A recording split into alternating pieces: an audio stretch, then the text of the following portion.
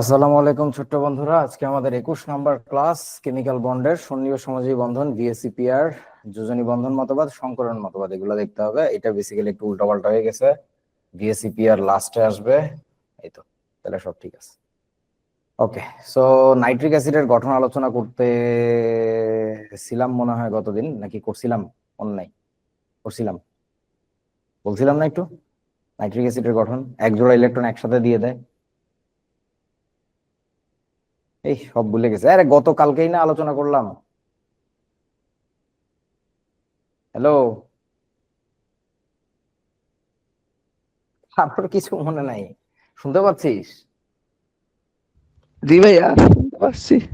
ইরে বাপ, কালকে আলোচনা করলাম 1s2 2s2 2px1 2py1 2pz1। নাইট্রোজেনকে তো আর উত্তেজিত করা যাবে না, তখন কি একটা করতে হবে? সন্নিবেশ হবে। হ্যাঁ, এই তো। তো সন্নিবেশ সমযোজী বন্ধন কিসের ইকুইভ্যালেন্ট মনে নাই? এই সিগমা বন্ধনের। তাহলে সবই তো কইছিলাম, এখানে তো কোনো পাই বন্ধন নাই তো। নাইট্রিক অ্যাসিডের গাঠনিক সংকেত দেখলে দেখা যাবে এইচ বন্ড ও বন্ড এন, ডাবল বন্ড ও, আর একটা সন্নিবেশ বন্ধন হওয়া অ্যারো লাগবে। চিহ্ন দিয়ে। সো পাই বন্ধন আছে আমার একটা, একটা পাইয়ের জন্য এটাকে ফ্রি রেখে দিলে বাকিগুলো হচ্ছে হাইব্রিডাইজড হবে, হবে হচ্ছে sp। sp2। এই তো।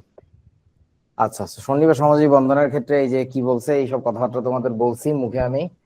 এখানে এই কথাটাই, এই যে সন্নিবেশ সমযোজী বন্ধন মূলত একক সমযোজী বন্ধনের সমতুল্য, এটাই গুরুত্বপূর্ণ কথা আর কি। আর সন্নিবেশ সমযোজী বন্ধন যৌগ সমূহ প্রকৃতপক্ষে সমযোজী যৌগের ধর্ম, এটা স্বাভাবিক ব্যাপার, সিগমা বন্ড থাকলে তো এটাই করবে আর কি। আচ্ছা, অ্যামোনিয়াম আয়নের গঠন তাহলে কেমন হয়? অ্যামোনিয়াম আয়ন গঠিত হয় কিভাবে? অ্যামোনিয়ার সাথে কার বিক্রিয়া? প্রোটনের বিক্রিয়া। তাহলে এই বিক্রিয়ায় তৈরি হয় হচ্ছে অ্যামোনিয়াম আয়ন। তো কি হবে? প্রথমে অ্যামোনিয়া তো ছিল, অ্যামোনিয়াতে তিনটা হাইড্রোজেনের সাথে তিনটা একটা নাইট্রোজেনের সাথে বন্ধন, এরপরেও এক জোড়া যে ইলেকট্রন থাকে ওইটা সরাসরি সে দান করে দেয়। দান করে দেয় মানে শেয়ার করে। কার সাথে শেয়ার করে? হাইড্রোজেনের সাথে। হাইড্রোজেন বলা যাবে না, বলা উচিত এইচ প্লাসের সাথে, এই যে এইচ প্লাসের সাথে। Hydrogen ion. হ্যাঁ, পুরো জিনিসটা তখন একটা আয়নে পরিণত হয়, এটাকে আমরা বলি অ্যামোনিয়াম আয়ন। দ্যাটস ইট, সহজ। আচ্ছা, NH3BF3 এর গঠন, এটা কেমন হয়? অ্যামোনিয়ার সাথে কার বিক্রিয়া? BF3 এর বিক্রিয়া। এই বিক্রিয়ার ফলে প্রোডাক্ট হচ্ছে NH3BF3, অ্যামোনিয়া বোরো ট্রাইফ্লুরাইড। সেখানেও একই কাহিনী, নাইট্রোজেনের সাথে তিনটা হাইড্রোজেনের তিনটা সমযোজী বন্ধন, এরপরও নাইট্রোজেনের এক জোড়া মুক্ত ইলেকট্রন রয়ে যায়। ওইটা কাকে দেয় সে? BF3-তে যে বোরন ছিল, সেই বোরনের কি ছিল? অষ্টক অসম্পূর্ণ ছিল, মনে আছে আপনাদের? হ্যাঁ, তাকে দিয়ে দিচ্ছে। তো এখানে হচ্ছে সন্নিবেশ সমযোজী বন্ধন। একটা অরবিটাল ফাঁকা থাকে। আচ্ছা, BF4-এ কি হবে? প্রথমত BF3 গঠিত হইলো। তো আমরা BF3 এর গঠনটা যদি দেখি, তাহলে বোরন উত্তেজিত অবস্থায় 1s2 2s1 2px1 2py1 2pz হচ্ছে 0। এই তিনটা জায়গাতে তিনটা ফ্লোরিন এসে যুক্ত হবে আমাদের। তাহলে ফ্লোরিনের লাস্টে কি থাকে? 2pz1 থাকে। সো এটা হচ্ছে মূলত ফ্লোরিন। এরকম ফ্লোরিন তিনটা আসবে। আর একটা ফ্লোরিন আয়ন আসবে আর আরেকটা আসবে নাকি? হচ্ছে fluoride ion, fluoride ion. F-। F- হইলে তখন আবার এটা 2pz এ কি হয়ে যাবে? 2। 2। এইখানে হচ্ছে সন্নিবেশ সমযোজী বন্ধন। তার মানে এটা গাঠনিক সংকেত রাখতে গেলে এরকম হবে আমাদের, বি এর সাথে তিনটা ফ্লোরিন ছিল, আর আরেকটা যে ফ্লুরাইড আয়ন আছে ওইটা এসে সন্নিবেশ বন্ধন করছে বোরনের দিকে। So that's what E call BF4- ion, boron tetra fluoride ion. এই তো, সহজ। তো সন্নিবেশ সমযোজী বন্ধনগুলো কোথায় আছে ওগুলো আমরা দেখতেছি, এগুলো কিন্তু বন্ধন সংখ্যা গোনা লাগবে, এই জন্য আমি আঁকতেছি। হাইড্রোনিয়াম আয়নের গঠন, এখানে কি হয়েছে? পানি তো গঠিত হয়েছে। সো পানির সাথে বিক্রিয়া H+ এর বিক্রিয়া, এই বিক্রিয়ার ফলে তৈরি হয় হচ্ছে H3O+। কিভাবে বানাবো? হাইড্রোজেনের সাথে দুইটা অক্সিজেনের এরকম বন্ধন, অক্সিজেনের একটা মুক্তচর সমযোজী বন্ধন করবে। সন্নিবেশ সমযোজী বন্ধন করবে, সমযোজী না। সন্নিবেশ সমযোজী বন্ধন। তোমাদের বয়স কি আমার চেয়ে বেশি নাকি? একটা কইতে গেলে আর একটা কয়ে ফেলাও কেন? আচ্ছা, তো সন্নিবেশ সমযোজী বন্ধন কার সাথে করতেছে? H+ এর সাথে করতেছে। পুরো জিনিসটাকে আমরা এরকম বলবো, হাইড্রোনিয়াম আয়ন গঠিত হয়েছে। BCl4 মাইনাসের গঠন জাস্ট লাইক BF4 মাইনাস, একই জিনিস, দেখানোর কিছুই নাই। হ্যালোজেন, এটাও হ্যালোজেন। গ্রিগনার রিএজেন্টের ইথারেটস গঠন, এটা তো ভাব দেখাইছিলাম একাডেমিকে, দরকার নাই। এই প্রশ্নটা আসতে পারে যে H3O+ গঠিত হলেও H4O2+ গঠিত হয় না কেন? আমরা একটু আগে দেখলাম H3O+ গঠিত হয়, তাহলে আরো এক জোড়া ইলেকট্রন ছিল, এটা দিয়ে কেন এই পাশে একটা বন্ধন করে নাই? স্টেরিক বাধার কারণে। তার আনসারটা হচ্ছে স্টেরিক বাধার কারণে। এক নাম্বার কারণ, যেটা বইতে বলে না, স্টেরিক বাধা। 2 নাম্বার কারণটা হচ্ছে কি বলেন তো? অক্সিজেন যথেষ্ট তড়িৎ ঋণাত্মক হয়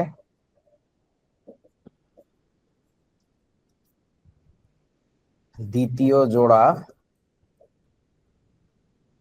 এলপি মানে বুঝছো তো, lone pair, lone pair. Electron দিতে চায় না। মানে প্রথম জোড়া তো দিছে ঠিক আছে, বাট দ্বিতীয় জোড়াটা সে আর দিতে চায় না, ঠিক আছে? That is the reason. এই দ্বিতীয় কারণটা বইতে লেখা, প্রথম কারণটা লেখা নাই। আচ্ছা, একই যৌগে বিভিন্ন ধরনের বন্ধনের উপস্থিতি অনেক রকমের বন্ধনই থাকতে পারে, যেমন অ্যামোনিয়াম ক্লোরাইড। এখানে কি আছে? মেইনলি হচ্ছে অ্যামোনিয়াম আয়ন আর ক্লোরাইড আয়নের মধ্যে আয়নিক বন্ধন। আবার অ্যামোনিয়াম আয়নটুকুর মধ্যে যদি দেখো, তাহলে সন্নিবেশ সমযোজী বন্ধন, সন্নিবেশ এবং তারও আগে সমযোজী হচ্ছে বন্ধন। সমযোজী। এই তো। চলো, NH3BF3 যৌগে কি কি বন্ধন কতগুলি করে বিদ্যমান বলেন তো? অ্যামোনিয়াম BF3 তে একটা সন্নিবেশ বন্ধন বিদ্যমান।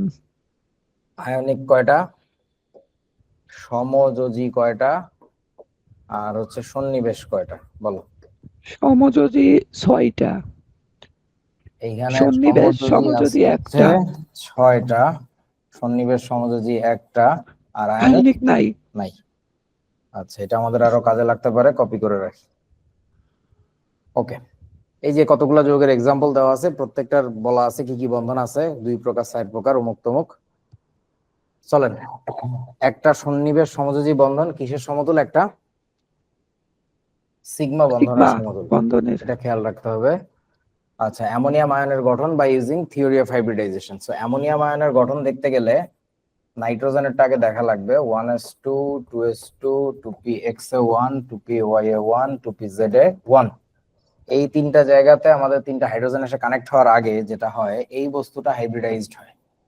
সেন্ট্রাল অ্যাটমটা আমার হাইব্রিডাইজড হলে এই তিনটা হয়ে যাবে sp3। So sp3 sp3 sp3 sp3। Electronic configuration কি করব? 2 1 1 1। এই তিনটা জায়গাতে তিনটা হাইড্রোজেন এসে দাঁড়াবে, 1s1 হাইড্রোজেন। আচ্ছা, তাহলে এবার কি হবে? এখানে এসে দাঁড়াবে 1s0 H প্লাস। তাহলে আয়ন এসে দাঁড়াবে। সংকরায়ন তো চেঞ্জ হচ্ছে না, সংকরায়ন তো একই আছে, ঠিক আছে না আমার কথা? সংকরায়ন যা ছিল আগের মতোই ঠিক থাকবে। সংকরায়ন কিছু কিছু জায়গায় চেঞ্জ হয়ে যায়, সেটা আমরা একটু দেখি। H3O+, এটার ক্ষেত্রে কি হয়? অক্সিজেনের ইলেকট্রন বিন্যাস যদি দেখি আমরা, 1s2 2s2 2pxa2 2pya1 2pza1। So hybridise করলে আমাদের এইখানে হয়ে যাবে হচ্ছে sp3। এই প্রত্যেকটা হয়ে যাবে একটা করে sp3 sp3, এটাও sp3। ইলেকট্রন বিন্যাস কি করব? 2 2 1 1। দুই জায়গাতে দুইটা কি বসবে? আমাদের হাইড্রোজেন। তাহলে এখানে একটা 1s1 হাইড্রোজেন, এখানে একটা 1s1। তারপরে আবার কি হবে? এখানে একটা বলো, hydrogen ion 0 hydrogen 0। Ion. So তারপরে এটার সাথে এটার সন্নিবেশ সমযোজী বন্ধন, তারপরে এখানে একটা, এখানে একটা। তাহলে বলেন সংকরায়ন কি চেঞ্জ হয়েছে নাকি একই আছে? একই আছে, sp3 আছে। একই আছে। NH3BF3 এর ক্ষেত্রে কি হবে? আমাদের বোরনের ইলেকট্রন বিন্যাসটা দেখা লাগবে। বোরন নরমালি কি থাকে উত্তেজিত অবস্থায়? 1s2 2s1 2pxa1 2pya1 2pza0। So এই তিনটা জায়গাতে যখন ফ্লুরাইড ঢুকে, তার আগে তো এই ভদ্রলোক হাইব্রিডাইজড হয়। হাইব্রিডাইজড হলে কি হবে? sp2 হাইব্রিডাইজেশন হচ্ছে, sp2। তাহলে sp2 sp2 sp2, এটা তখন ওইভাবেই থাকে, 2pz0। ওইটা ওইভাবেই থাকে।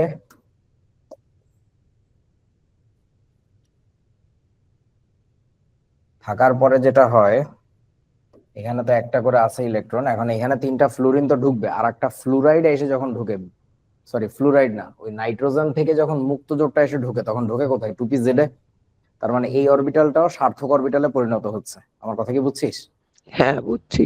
ওইটাকেও তাহলে হাইব্রিডাইজ করতে হবে। তাহলে ওইটাকে যখন আমরা হাইব্রিডাইজ করব, তখন আমাদের কি হয়ে যাবে? Electron sp3। বিন্যাসটা sp3 হয়ে যাবে। তাহলে এই প্রত্যেকটা জায়গায় হয়ে যাচ্ছে sp3, এটা বাদ sp3। ওকে, sp3 কত? 0। তাহলে এই প্রত্যেকটা জায়গায় একটা করে ফ্লোরিন ঢুকবে, 2pZ1 fluorine, fluorine fluorine fluoride, fluoride ion. এটা হচ্ছে sp 2pZ0 F মাইনাস, এই তো। তাহলে কি বলো, এটার নাম কি? BF3 তে সংকরায়ন হচ্ছে sp2, sp2। কিন্তু তোমার যখন ইয়া গঠিত হয়, কি নাম ওটার, BF4 মাইনাস, অথবা তোমার একই অবস্থা অ্যামোনিয়াম বোরো ট্রাইফ্লুরাইডে, সেখানে কিন্তু সংকরায়ন হয়ে যাচ্ছে sp3। আচ্ছা, এই যে BF4 মাইনাসের গঠন, তাহলে তোমরা নিজেরা করবা একই জিনিস, আমি আর করতেছি না, sp3 হয়ে যাবে। আচ্ছা, এই যে দেখো বন্ধন কোণের হিসাব নিকাশ। এবার যখন অ্যামোনিয়া থাকে তখন sp3 সংকরায়ন যেহেতু হয়, তাহলে প্রেডিকশন বাই TOH কি হবে? থিওরি অফ হাইব্রিডাইজেশন কি বলছে এখানে? 109 ডিগ্রি 28 মিনিট, বাট বাস্তবে কি হয় জানো? 107 ডিগ্রি। ফসফিনের ক্ষেত্রে অ্যাঙ্গেলটা এসে দাঁড়ায় 92 ডিগ্রির ধারে কাছে, 90 থেকে 92 এর মতো। সরি, এটা থিওরি অফ হাইব্রিডাইজেশন অনুযায়ী এখনো এটাই হওয়ার কথা অ্যাঙ্গেল, কিন্তু বাস্তবে দেখা যায় এইটা। পানির ক্ষেত্রে এই অ্যাঙ্গেলটা আবারও পাওয়া যায়, যেহেতু sp3 সংকরায়ন, তাহলে এটা হওয়ার কথা। H2S এর ক্ষেত্রে সংকরায়ন একই, তার মানে একই অ্যাঙ্গেল পাওয়ার কথা, কিন্তু বাস্তবে কি হয়? আমি মনে হয় এটা একটু বেশি কম বলে ফেলাইছি। আচ্ছা, দেখতেছি একটু পরে। তোমার পানির ক্ষেত্রে কত? এটা 92 নাকি? 93.3। আচ্ছা সরি, ওই তো ওই 92 ওইটা। আচ্ছা, এটা হচ্ছে 93.3 ডিগ্রি, আর এটা হচ্ছে 104.5 ডিগ্রি। 5 ডিগ্রি। আর এইটা মনে হয় 92 ডিগ্রির মতো পাওয়া যায়, যতদূর মনে পড়ে। ওই গুগল করলে দেখা যায়, এগুলো লাগবে না, বাট জাস্ট জেনে রাখো আর কি, এমসিকিউ তে লাগতে পারে। এমসিকিউতে পানিরটা আসে অনেক, পানি আর অ্যামোনিয়ারটা। সো এই হচ্ছে অবস্থা। তার মানে বুঝতে পারতেছি আমরা থিওরি অফ হাইব্রিডাইজেশন তোমার অ্যাকচুয়াল মেজার্ড যে অ্যাঙ্গেল তার থেকে অনেক দূরে, যথেষ্ট দূরে। সো পানি আর অ্যামোনিয়ারটা ইজিলি এক্সপ্লেন করা যায়, ওইগুলাও করা যাবে, ওগুলা করতে একটু সময় লাগবে আর কি। দেখি কতদূর যাওয়া যায়, চলো। সো VSEPR থিওরি কি বলছে এখন? লাস্টের শেলের যে মুক্ত জোড় ইলেকট্রন গুলো আছে তাদের ঠেলাঠেলি হয়, সেই ঠেলাঠেলির কারণেই ঘটনাটা ঘটে। তো লাস্টের শেলে যত প্রকারের ইলেকট্রনের জোড় হইতে পারে সেটা মেইনলি 3 প্রকার, একটা লোন পেয়ার, একটা বন্ড পেয়ার, সরি 3 প্রকার না 2 প্রকার। 2 প্রকারের মধ্যে 3 প্রকারের মারামারি হইতে পারে। মারামারি মানে বিকর্ষণ, এটা কিন্তু বিকর্ষণের তত্ত্ব, যে বিকর্ষণের ক্রম। সবচেয়ে বেশি বিকর্ষণ হবে লোন পেয়ার, তারপরে হবে লোন পেয়ার বন্ড পেয়ার, সবচেয়ে কম বিকর্ষণ হবে বন্ড পেয়ার। সো এর সবচেয়ে ভালো উদাহরণ দেখা যায় পানি থেকে। সো পানি যদি আমরা একটু আঁকি, পানিতে আমাদের কেন্দ্রীয় পরমাণুকে অক্সিজেন, অক্সিজেনের পাশে কি থাকে? 2টা হাইড্রোজেন থাকে। এই একটা হাইড্রোজেন ধরো, আর ওই আর একটা হাইড্রোজেন ধরো, এই যে আছে। এই পাশে একটা কি আছে? হাইড্রোজেন। ওই পাশে একই জিনিসই আছে। আচ্ছা, সো এদের মধ্যে কি আছে? এখন আবার বন্ধন জোড় ইলেকট্রন আছে, তাই না? সো বন্ধন জোড় ইলেকট্রন যদি থাকে, এখানে একটা ডটার ক্রস, এখানে একটা ডটার ক্রস। এখন এই অক্সিজেনের কি আছে? আরো 2 জোড়া মুক্ত ইলেকট্রন। আচ্ছা, সো এরপরে কি হবে? এখন এদের মধ্যে ঠেলাঠেলি লাগবে, মারামারি লাগবে। এই জোড়া ওই জোড়াকে পাশে চাপ দেয়, সাইডে, এই দূরে যান। এই জোড়া ওই জোড়াকে পাশে চাপ দেয়, এই জোড়া আবার এই জোড়াকে পাশে চাপ দেয়। সবাই সবাইরে ঠেলাঠেলি করতেছে। সবচেয়ে বেশি বড় ঠেলাঠেলি কোনটা বলেন তো? ওপরেরটা। সবচেয়ে বড় ঠেলাঠেলি হচ্ছে LP বিকর্ষণ, তারপরটা হচ্ছে LP BP বিকর্ষণ। এটা কি? এটাও হচ্ছে LP BP বিকর্ষণ, আর এটা হচ্ছে বিপি বিপি বিকর্ষণ। এই তো। So, এখন বোঝাই যাচ্ছে কোনটা সবচেয়ে বেশি শক্তিশালী হবে, উপরেরটা চেয়ে একটু দুর্বল, নিচেরটা কিন্তু একেবারে নিচে যেটা এটা সবচেয়ে দুর্বল। তাহলে আমাদের কি হবে, পুরো জিনিসটা এদিকে একটু চাইপে আসবে, এদিকে চাইপে আসলে অ্যাঙ্গেলটা হওয়ার কথা ছিল 109 ডিগ্রি 28 মিনিট, সেটা কমে এসে হয়ে যাবে 104.5। 4.5 ডিগ্রি। এই একই ঘটনা যদি আমরা অ্যামোনিয়ার ক্ষেত্রে দেখি, তাহলে অ্যামোনিয়ার ক্ষেত্রে কি হবে জানি? আচ্ছা, অ্যামোনিয়ার ক্ষেত্রে যেটা হবে, মাঝখানে থাকবে কে, তোমার নাইট্রোজেন। মাঝখানে থাকে হচ্ছে নাইট্রোজেন। নাইট্রোজেন থেকে কয়টা হাত বেরোবে? 3টা। 3টা। এই একটা বেরোইছে, এই একটা বেরোইছে, এই একটা ধরো বেরোইছে, হইছে। 3 মাথায় 3টা হাইড্রোজেন লাগাই দিব। বলো এবার তারপরে কি হবে? মুক্ত জোড় বন্ধন জোড় দেখাইতে হবে। সেইখানে একটা তোমার মুক্ত এক জোর। জোড়া মুক্ত আছে আর 3 জোড়া এখানে বন্ধন। সো বোঝাই যাচ্ছে উপরের চাপ বেশি, সো এই অ্যাঙ্গেলটা চাপায় আসবে, ঠিক আছে না? নিচের দিকে চাপায় আসবে, তাহলে এই এইচ এন এইচ, এই অ্যাঙ্গেল গুলাকে পড়ে হচ্ছে এইভাবে, অ্যাঙ্গেল এইচ এন এইচ, এই অ্যাঙ্গেলটা হচ্ছে 107 ডিগ্রি। আর এইখানে অ্যাঙ্গেল এইচ ও এইচ, এই অ্যাঙ্গেলটা হচ্ছে 104.5 ডিগ্রি। এটা হচ্ছে বাস্তব, এই দুইটাই বাস্তব হিসাব, বাস্তবে মাইপে আমরা যেটা দেখছি, বাট বাস্তবে হওয়ার কথা ছিল আর একটু অন্যরকম। এই যে এখানে লেখা আছে NF3 এর অ্যাঙ্গেলটাও যেমন দেখো 102.5 ডিগ্রি, মানে অনেক কমে আসছে আর কি। তারপরে H2S এরটা দেখো এই যে 92 ডিগ্রি, যে আমি যেটা বলতেছিলাম। হ্যাঁ, সো এদেরকে আমরা এইভাবে বলি আর কি, ত্রিকোণাকার পিরামিড, অমুক তমুক, এগুলো তো তোমাদের শেপ নিয়ে আগেই কথা বলছি। ওকে, সো প্রতি জোড়া মুক্ত ইলেকট্রনের জন্য যে বন্ধন কোণ 2.5 ডিগ্রি করে কমে, এটা একটা ভুয়া কথা। তার এক্সাম্পল এখানে আছে, যেমন NF3 তেও কিন্তু এক জোড়া মুক্ত ইলেকট্রন আছে, বাট তার কিন্তু 2.5 ডিগ্রি কমে নাই, তার আরো বেশি কমছে, কারণ ওই ফ্লুরিনের অতিরিক্ত তড়িৎ ঋণাত্মকতা। So that's the proof. এটা ভাবা যাবে না, এগুলো অনেক জটিল আলোচনা, ওই একাডেমিকের সময় করছিলাম, এখন দরকার নেই, যদি আরো লাগে একাডেমিক লেকচার দেখে নিস। ওকে, সো এটা একটা ভুল কথা আর কি। এবার আসেন, ওই একই জিনিস আমি আবার দেখাইছি, মানে আর একটু ডিটেল করে। এগুলো লাগবে না এখন, এইসব স্লাইড থাকলে মাথা খারাপ হয়ে যাবে, এগুলো দরকার নেই। এই একটা স্লাইড থাকুক, এটা থাকুক। ওকে, এবার আসো শর্টকাট বাইট করি, এইটাই তোমাদের কাজে লাগবে। আর এই শর্টকাটটা আসলে পরীক্ষায় অ্যাপ্লাই করার মতো, রিটেন পরীক্ষায়ও, কারণ এখন তোমাদের বইয়ের মধ্যে এই জিনিস আছে। আচ্ছা, সো এবার আমাদের কি করতে হবে, একটা ছোট্ট সূত্র লিখতে হবে, number of hybrid orbitals by করতে হবে, অর্থাৎ সংকরায়িত অরবিটাল সংখ্যা। H ইকুয়াল টু, ফর্মুলাটা কি জানো, হাফ ইন্টু ভ্যালেন্স ইলেকট্রন যোগ m মাইনাস হচ্ছে c, যেখানে H মানে বোঝাচ্ছে কতগুলো অরবিটাল সংকরায়িত হয়েছে, V মানে কি লাস্ট শেলের ইলেকট্রন সংখ্যা, ভ্যালেন্স ইলেকট্রন, m মানে এক যোজি পরমাণুর সংখ্যা, এক যোজি পরমাণু, মৌল না কিন্তু, বইতে লেখা মৌল, পরমাণুর সংখ্যা, আর c মানে হচ্ছে কি চার্জ। চার্জ, সেটা ক্যাটায়ন হোক আর অ্যানায়ন হোক, ওটা চার্জ আর কি।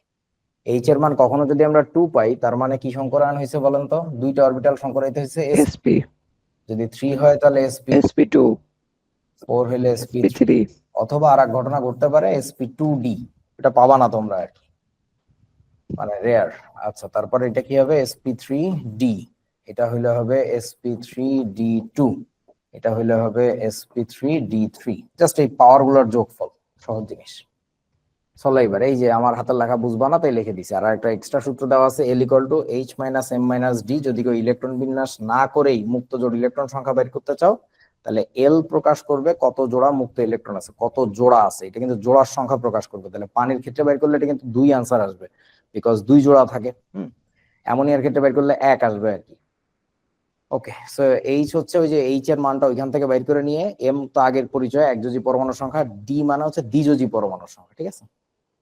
ওকে, সো এবার চলো আমরা কিছু প্র্যাকটিস করে আসি। ধরো তোমাকে বলছে হচ্ছে অ্যামোনিয়ার সংকরায়ন কি হবে, তাহলে কেমনে করব, H equal to half into নাইট্রোজেনের লাস্ট শেলে 5টা ইলেকট্রন থাকে, একযোজি পরমাণু 3টা, মাইনাস চার্জ হচ্ছে 0, পুরোটা তো যৌগ, তাহলে 8/2 মানে হচ্ছে 4, 4 মানে সংকরায়ন হবে sp3। আর লোন পেয়ার ইলেকট্রন সংখ্যা বাইর করতে গেলে H মাইনাস হচ্ছে M, মাইনাস হচ্ছে দ্বিযোজি পরমাণু তো নাই, তাহলে 4 থেকে 3 বাদ গেলে কত থাকে, 1, ওই যে এক জোড়া মুক্ত ইলেকট্রন থাকে, বুঝেছো? ও বাবা, এত মোড়া কেন? বুঝলাম। ওকে, তারপরে ধরো তোমাকে বলেছে সালফিউরিক অ্যাসিড, এখানে কি অবস্থা? এখানে তো মনে থাকার কথা sp3 সংকরায়ন হয়, তাহলে H ইকুয়াল টু বাই করতে গেলে 1/2 ইন্টু 6 প্লাস 2 মাইনাস হচ্ছে 0, 6 2 8/2 মানে 4, তার মানে sp3 সংকরায়ন। যদি আমরা লোন পেয়ার ইলেকট্রন বাইর করতে চাই তাহলে 4 মাইনাস একযোজী পরমাণু কয়টা? দুইটা, মাইনাস দুইটা, দ্বিযোজী পরমাণু কয়টা? চারটা, চারটা। তাহলে বিয়োগ করলে কত আসে? -2, মানে এখানে কোনো মুক্ত জোড় ইলেকট্রন নাই। নাই। নেগেটিভ আসার মানেও হচ্ছে এখানে কিছু নাই। ওকে, তারপরে ধরো তোমাকে যদি বলা হয় নাইট্রেট মূলক NO3 মাইনাস, এর ক্ষেত্রে H এর মান বাই করলে কি আসবে? 1/2 ইন্টু ব্যালেন্স শেলে 5টা মাইনাস একযোজী পরমাণু নাই প্লাস চার্জ, তাহলে এখানে হচ্ছে আমাদের কি হয়ে যাবে? -1। প্লাস তো সূত্রের plus, V plus M, sorry সূত্রে মাইনাস ছিল, মাইনাস আছে, আবার এখানে একটা মাইনাস, তাহলে আলটিমেটলি এটা হয়ে যাবে প্লাস। তাহলে 6/, মানে হচ্ছে 3, 3 মানে sp2 সংকরায়ন। একটু আগে আমি দেখে আসছিলাম নাইট্রিক অ্যাসিডে sp2 সংকরায়ন, তার মানে ভাই নাইট্রেট মূলকেও sp2 সংকরায়নই হবে। এবার আমি লোন পেয়ার ইলেকট্রন বাইর করি, তাহলে L ইকুয়াল টু 3 মাইনাস একযোজী পরমাণু নাই, দ্বিযোজী পরমাণু আছে হচ্ছে 3টা, তাহলে কত আসবে? 0, এখানে কোনো মুক্ত জোড় ইলেকট্রন নাই। ওকে, তারপরে আর কি এক্সাম্পল দেখানো যায় আপনাদেরকে বলেন তো? ধরো XeOF6 জেনন অক্সিহেক্সাফ্লুরাইড, এটার জন্য আমরা H এর মান বাই করতেছি 1/2 ইন্টু এখানে কেন্দ্রীয় পরমাণু জেনন, তার লাস্টের সাথে 8টা ইলেকট্রন প্লাস একযোজী পরমাণু হচ্ছে 6টা মাইনাস হচ্ছে চার্জ 0, 8 আর 6 14/2 মানে হচ্ছে 7, 7 মানে কি হবে? sp3d3, sp3d3 সংকরায়ন। মুক্ত জোড় ইলেকট্রন এখানে থাকে না, হিসাব করে দেখো L এর মান। ওকে, সো এই যে L ইকুয়াল টু কি আসবে? 7 মাইনাস একযোজী পরমাণু 6টা মাইনাস দ্বিযোজী পরমাণু 1টা, তাহলে বিয়োগ করলে 0 নাই। বুঝেছো? সহজ। বলো বলো, আরো আরো কি দেখাবো? কি দেখতেছো? কোন একটা যৌগ বলতে পারো যে এটা করে দেখাও। একই, নিজেরা কইরো, না পারলে বলো। বুঝছি, সহজ। সহজ, ইজি, বাচ্চা টেকনোলজি। আচ্ছা, এখন আসো কঠিন ধাতব ধাতব বন্ধন ফুটতে হবে, তাহলে সংকরায়ন নিয়ে মোটামুটি একটা খতম পড়া হইলো। সংকরায়ন নিয়ে যদিও এবার আমাদের কোশ্চেন সলভ করতে হবে, দেখবো না, সমস্যা নাই, টেনশনের কিছু নাই। সো ধাতব বন্ধন কাকে বলে? ধাতব বন্ধন মানে হইতেছে ধাতুর একটা টুকরায় কিভাবে পরমাণুগুলো কানেক্টেড এত শক্ত ভাবে। তার উত্তরটা দিছিল বিজ্ঞানী ড্রুড এবং লরেঞ্জ। এটাকে আমরা ড্রুড লরেঞ্জ মতবাদ বলি। তোমাদের বইতে নাম নাই, আমাদের সময়কার 9-10 এর বইতে নাম ছিল, ইন্টার বইতেও ছিল যদিও। সো তারা কি বলছে, পরমাণুতে, সরি ধাতুর খণ্ডে এরকম অনেকগুলা পরমাণু থাকে, অনেকগুলা পরমাণু থাকলো। এই প্রত্যেকটা পরমাণু তাদের লাস্টের শেলের কি করে বলতো? যে কটা ইলেকট্রন থাকে ছেড়ে দেয়, যার লাস্টের শেলে যে কটা থাকবে। তার মানে সোডিয়াম একটা করে ইলেকট্রন ছাড়বে, ম্যাগনেসিয়াম 2টা করে ছাড়বে, অ্যালুমিনিয়াম 3টা করে ছাড়বে, যার যে কটা ছাড়া সম্ভব লাস্টের শেল। সো ছেড়ে দিলে এরা সবাই না ক্যাটায়ন হয়ে যাবে, সবাই ক্যাটায়ন। এটাকে আমরা বলি অ্যাটমিক কোর। এই ক্যাটায়ন গুলাকে বলে ক্যাটায়নস আর অ্যাটমিক কোর। পারমাণবিক শ্বাস বলে, শ্বাস, শ্বাস খাই না আমরা নারকেলের, ওরকম আর কি। সো ওদের ছেড়ে দেওয়া যে ইলেকট্রন গুলো, সেগুলো কি করে? সেই ইলেকট্রন গুলো মেঘের মতো পুরো পুরো খণ্ডের বাইরে দিয়ে ছোটাছুটি করে, এবং টোটালি ভিতরে যতগুলা ক্যাটায়ন হয়েছে বাইরে ততটুকুই নেগেটিভ চার্জ ঘুরে বেড়ায়। দ্যাটস ওয়াই পুরো জিনিসটা as a intact unique body একসাথে থাকে। যদি এখান থেকে একটা পরমাণুকে বিচ্ছিন্ন করতে চাও, যাইতে চায় না। কেন যাইতে চায় না?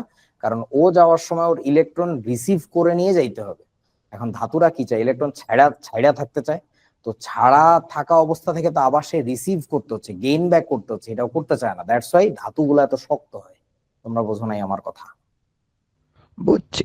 ধাতু খণ্ড থেকে তুমি খোঁচা মারলেই একটা পরমাণু বের হয়ে যায় না, কেন? বিকজ ওই পরমাণু যাওয়ার সময় তার ইলেকট্রন তো ফেরত নিয়ে যেতে হবে, বাট ও তো ইলেকট্রন নিতে চায় না। দ্যাটস ওয়াই ধাতুগুলা ইনট্যাক্ট একটা খণ্ডের মতো কাজ করে। এরপরে কথা হচ্ছে, এই থিওরি যদি আমরা মেনে নেই তাহলে অনেক কিছু এক্সপ্লেইন করতে পারি। That is like a postulate, স্বীকার্য। স্বীকার করে নিলে অনেক কিছু এক্সপ্লেইন করা যায়। যেমন ধাতু কেন বিদ্যুৎ সুপরিবাহী হয়? বিকজ ধাতুর বাইরে দিয়েই, বহিরাবরণ দিয়েই মুক্ত ইলেকট্রন ঘুরে বেড়ায়। ধাতু কেন উজ্জ্বল হয়? যেহেতু মুক্ত ইলেকট্রন আছে, তাহলে এর উপরে আলো পড়লে ইলেকট্রন সহজে উদ্দীপিত হয়ে উপরে ওঠে, আবার নিচে নামে। That is the explanation from planks theory. যে তড়িৎ, কি বলে এটার নাম কি, কোয়ান্টাম তত্ত্ব, যে কেন বোরের মডেল যেটা বলছে যে উচ্চতর একটু দূরে যায় কাছে আসে নিউক্লিয়াসের, হ্যাঁ এইভাবে শক্তি শোষিত বিকিরিত হয়, দ্যাটস ওয়াই তুমি আলো দেখতে পাও। সো অনেক কিছু এক্সপ্লেন করা যায়, এগুলো লাগে না তোমাদের, বাট জাস্ট জানতে হয় যে জিনিসটা কি। ওকে, সো এবার এই যে এইগুলো সব এক্সপ্লেন করা যায়, বিদ্যুৎ চুম্বকীয় বিকিরণ কেমনে করে, তাপ ও বিদ্যুৎ সুপরিবাহী কেমনে হয়, ঘাত সহ কেমনে হয়, এই আর কি। যেমন ঘাত সহ কেমনে হয়, পিডান দিলেও বেকায় কিন্তু ভেঙে যায় না কেন? কারণটা হচ্ছে ওই খণ্ড থেকে দূরে চলে যেতে চায় না, খণ্ড বেকাইলেও থাকে সে, দ্যাট ইজ দ্য এক্সপ্লেনেশন। আচ্ছা, তারপরে চলো, এই তিনজন ভদ্রলোক সোডিয়াম, ম্যাগনেসিয়াম, অ্যালুমিনিয়াম, এদের মধ্যে কার ধাতব বন্ধন সবচেয়ে শক্ত হবে, মানে ধাতু হিসাবে শক্ত হবে কে ফিজিক্যালি? আমি কিন্তু রাসায়নিক সক্রিয়তার কথা বলতেছি না, আমি বলতেছি হচ্ছে ফিজিক্যালি শক্ত হবে কি, বলো? সোডিয়াম, ম্যাগনেসিয়াম নাকি অ্যালুমিনিয়াম, বলুন তো? অ্যালুমিনিয়াম হওয়ার কথা না, কারণ এ হচ্ছে একটা করে ইলেকট্রন ছাড়বে, এ হচ্ছে দুইটা করে ইলেকট্রন ছাড়বে, আর এ হচ্ছে তিনটা করে ইলেকট্রন ছাড়বে, সো ডেফিনেটলি অ্যালুমিনিয়াম অনেক বেশি শক্ত হবে আর কি। আচ্ছা, তারপরে চলো, এই যে আমরা যদি একটা গ্রাফের মধ্যে দেখতে চাই, তাহলে এখানে যদি 11 হয় পারমাণবিক সংখ্যা, এখানে যদি 12 হয়, আর এখানে যদি 13 হয়, তাহলে কেমন হবে গ্রাফটা? সুন্দর উঠে যাবে। বুঝছো আমার কথা?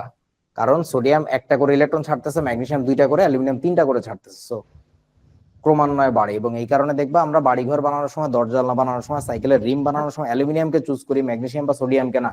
সোডিয়াম দিয়ে সাইকেলের চাকার রিম বানাইলে তো খবরই ছিল, খালি বিক্রিয়া করতো। আচ্ছা, তারপরে আসো কিছু প্রশ্নের উত্তর করি আমরা এবার। অনেক থিওরি আলোচনা হয়েছে, অনেক। বৃষ্টির দিন বাইরে যাইতাম, দেখতাম টায়ার ফাইটে গেছে। বৃষ্টির দিন লাগতো না তোর, এমনি বাতাসে যে আর্দ্রতা বাংলাদেশে, ময়েশ্চার, ক্যামেরা ট্যামেরা সব নষ্ট হয়ে যায়, কি অবস্থা।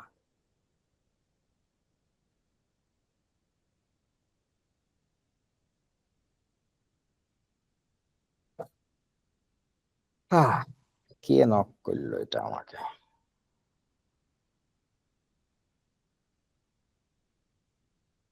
ওকে, কোনটির ইলেকট্রন আসক্তি সর্বনিম্ন, বলো? ইলেকট্রন আসক্তি সবচেয়ে বেশি কার? ক্লোরিনের না? বোঝা না?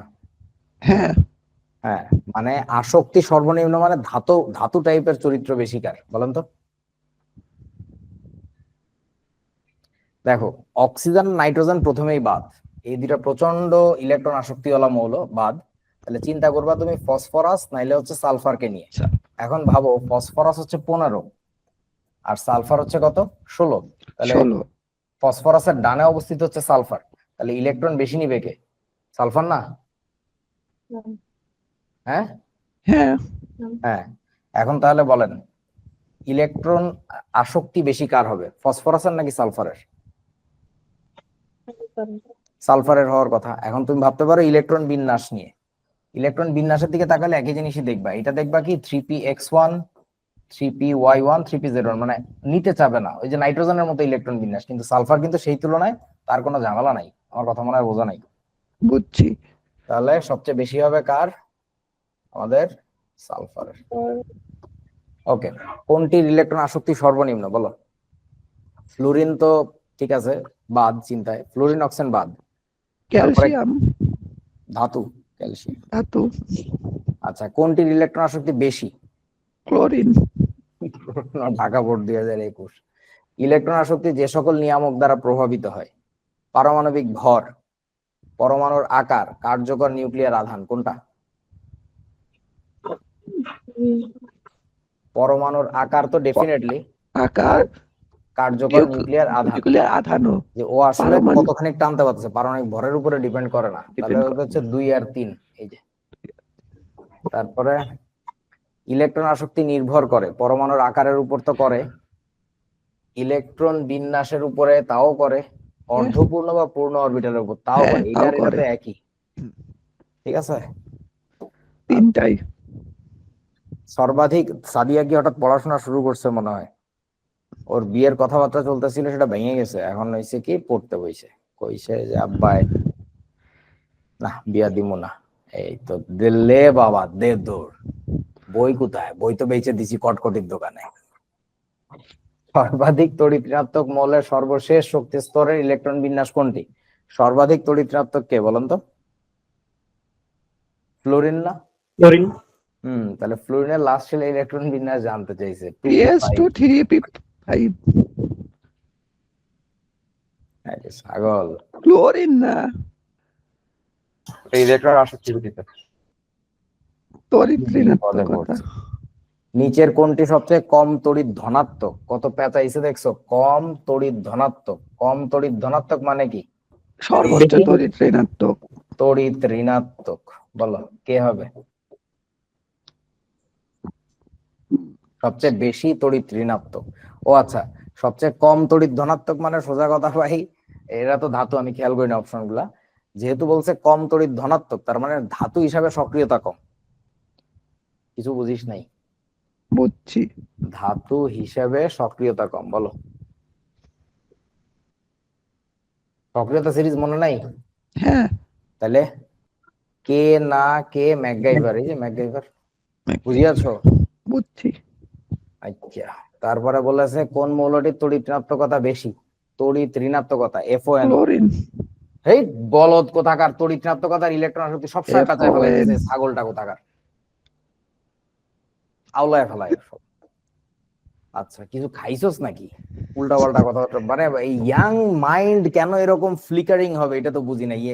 মানে তোদের কোনো ধারণা নাই আমার মাথার মধ্যে কত কিছু চলতেছে, আমার শরীরের মধ্যে কি কি চলতেছে। আমার ডান পাও বসানো শুরু করছে বাম হাতের সাথে। আমি আছি বেতালে, দাঁড়ায় থাকতে পারছি না, কাইতে হয়ে পড়ে যাচ্ছে। আমি এলোমেলো করি না, তোরা এরকম ফ্লিকারিং করস কেমন এটাই বুঝি না। মানে মনে হয় যে সেই আমলে সাদা কালো টিভি অ্যান্টিনা ধরে বুড়ান্টি মারলে অন্য কিছু হয়ে যায়। হেস, ফোকাস ফোকাস, একদম ডিপ ফোকাস, আর কিচ্ছু নাই দুনিয়ায়। নিচের কোনটি তড়িৎ, বুলশিট প্রশ্ন, তড়িৎ ঋণাত্মকতার সঠিক ক্রম বলেন। দেখেন ধাতু দিছে না সব, এক নজরে দেখেন সব ধাতু। সিম্পলি ধাতুর যে সক্রিয়তা সিরিজ সেটা মাইরে দিয়ে চলে আসবা। বলো, এটা বাংলাদেশ। তড়িৎ ঋণাত্মকতা, ধাতুরা তো কি হয়, তড়িৎ ধনাত্মক হয়, তাই না? সো তাইলে আমাদের কি হবে? লিথিয়াম সবার আগে দিছে, তার মানে এটা ছাড়া উপায় নাই। মানে সিম্পলি পর্যায় সারণী দেখো কোনটা ঠিক আছে। লিথিয়াম, সোডিয়াম, পটাশিয়াম, ক নাম্বার আনসার। ওই ক নাম্বারই আনসার। এই প্রশ্ন মনে হয় গতদিন করছিলাম, আমরা সলভ করছিলাম। আচ্ছা, তড়িৎ ঋণাত্মকতার সঠিক ক্রম কোনটি বলো? তো সাইজ অনুযায়ী যাবে। ও আবার ফ্লুর তড়িৎ ঋণাত্মকতা না, ঠিকই আছে। তড়িৎ ঋণাত্মকতায় কিন্তু সাইজ ছাড়া কোনো কাহিনী নাই, বুঝছো? এটা কিন্তু ইলেকট্রন আসক্তি না, তড়িৎ ঋণাত্মকতা। তাহলে ফ্লোরিন, ক্লোরিন, আবার অক্সিজেন ঢুকাইছে, ফাজিলের দল। হইস, কি বিপদ। তড়িৎ ঋণাত্মকতার সিরিজ কি? FON না? FON। হ্যাঁ, তাহলে FON এর জায়গায় CL ও থাকতে পারে, Cl। ঠিক আছে, বুঝলাম। খ নাম্বার। তাহলে FOCl, হ্যাঁ খ নাম্বার, রাইট। আচ্ছা, নিচের কোনটি তড়িৎ ঋণাত্মকতা সবচেয়ে কম? ঋণাত্মকতা কম, ঋণাত্মকতাতে এটা সবচেয়ে বেশি, তারপরে এটার। গ ঘ বাদ। তাইলে ক আর খ এর যে কোনো একটা হবে, তার মানে তড়িৎ ধনাত্মকতা সবচেয়ে কি হবে? বেশি, তাই না? তড়িৎ ধনাত্মক কে বলেন তো? কার্বন না, পজিটিভ হয়। হিলিয়াম তো কখনোই পজিটিভ হবে না, বোঝো নাই আমার কথা? বুঝছি। আচ্ছা, তারপরে কোনটি সর্বাধিক তড়িৎ ঋণাত্মক বলো? FON। ক্লোরিন।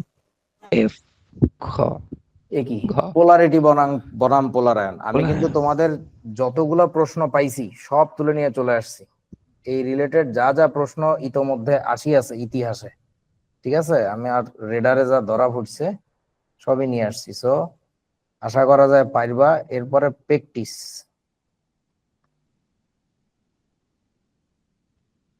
প্র্যাকটিস না করলে কাম হইবে না।